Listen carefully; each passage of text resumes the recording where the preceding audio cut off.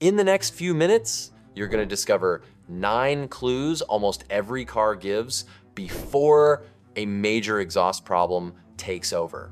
They're easy to spot once you know what to look for, but most owners miss them completely, costing time, money, and unnecessary worry.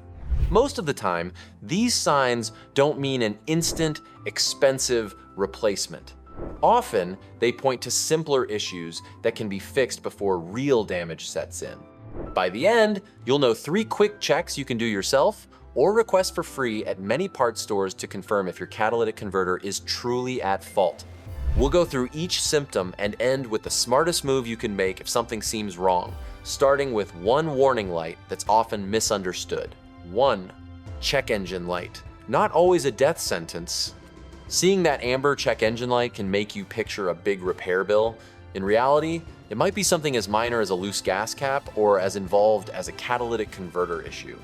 For converter-related problems, codes like 420 or 439 indicate low efficiency, but they can also be triggered by bad oxygen sensors, exhaust leaks, or engine misfires. They're clues, not proof.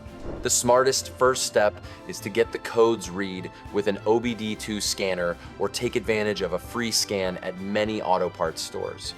From there, check for misfires, inspect for exhaust leaks, and review O2 sensor data before authorizing repairs. That simple process often saves hundreds and sets you up to understand the next common signal. 2. Failed emissions test. What it really means? Failing an emissions test can be discouraging, but it doesn't automatically mean your catalytic converter is done for. Faulty oxygen sensors, worn spark plugs, or small exhaust leaks can all push emissions over the limit. Those upstream problems can raise emissions without the converter being the root cause. Your converter's job is to turn carbon monoxide, unburned hydrocarbons, and nitrogen oxides into less harmful gases. Testing measures these pollutants at different engine speeds, and those patterns help professionals narrow down whether the issue starts in the converter or somewhere before it. Before approving any major repair, ask the testing facility for the exact readings or codes, then bring that information to an independent shop for diagnosis. Sometimes another symptom will point you toward the real source. 3. Smell of sulfur, rotten eggs, or red herring. Noticing a sharp sulfur or rotten egg smell while driving is a strong sign something isn't right. This smell often indicates the catalytic converter is struggling, but it commonly has an upstream cause, so scan and inspect first. The odor comes from hydrogen sulfide in the exhaust not being fully converted into sulfur dioxide. Too much unburned fuel reaching the converter can trigger it, often due to a misfiring cylinder, a bad air fuel sensor, or even poor quality gasoline.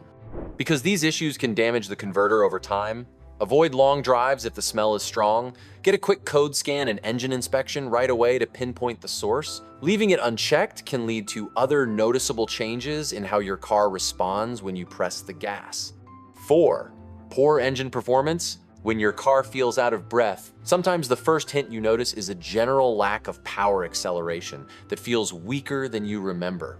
Many drivers jump to the conclusion that the engine is failing, but a clogged catalytic converter can cause this by restricting exhaust flow. When exhaust can't escape efficiently, back pressure builds up, reducing the fresh air entering the cylinders and making combustion less effective. This drop in performance often comes on so slowly that it's mistaken for normal aging. So compare how your car pulls from 0-40 mph now to how it used to. A quick DIY check is a vacuum gauge test. Connect it to the intake manifold, run the engine at operating temperature, rev to about 500 RPM, and watch for a slow needle drop toward 10 nhg. Do this only when safe, parked, and with caution, or ask a mechanic to assist.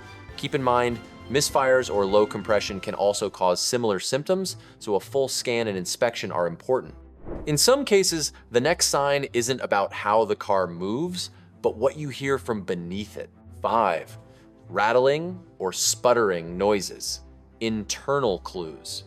A metallic rattle from beneath the car, especially at idle or when you accelerate, can point to trouble inside the catalytic converter. The ceramic honeycomb inside, coated with precious metals, can crack from extreme heat, engine misfires, or a hard impact.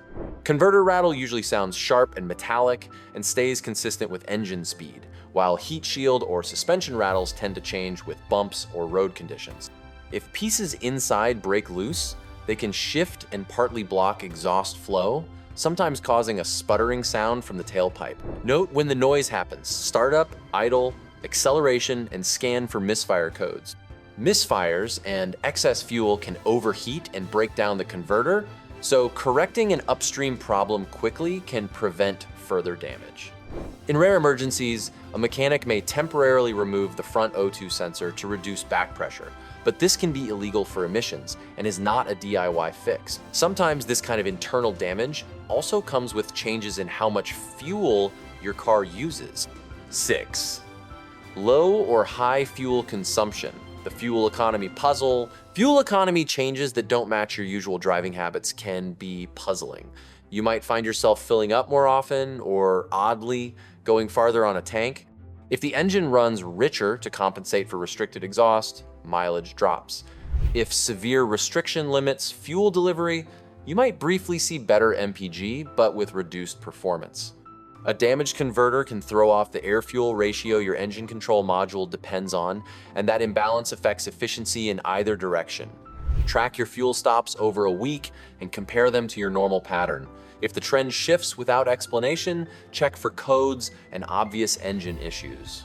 Use mileage changes as one clue, not a diagnosis. Pair it with other symptoms to see the broader picture. Sometimes, that bigger picture becomes visible in what's coming out of the tailpipe. 7. Dark smoke from your exhaust pipe? Visual warning. Spotting a thick cloud of dark smoke from your exhaust is a sign you shouldn't ignore. Black smoke usually means unburned fuel is leaving the engine, bypassing complete combustion. In a healthy system, the catalytic converter helps burn off that excess before it escapes. Remember this quick guide: black equal fuel, blue equal white equal coolant. When extra fuel reaches the converter, it can overheat the honeycomb core, leading to lasting damage and high emissions. If you see black smoke, stop extended driving and scan for misfires or fuel system faults right away. Dark smoke combined with a strong sulfur smell is an even clearer sign.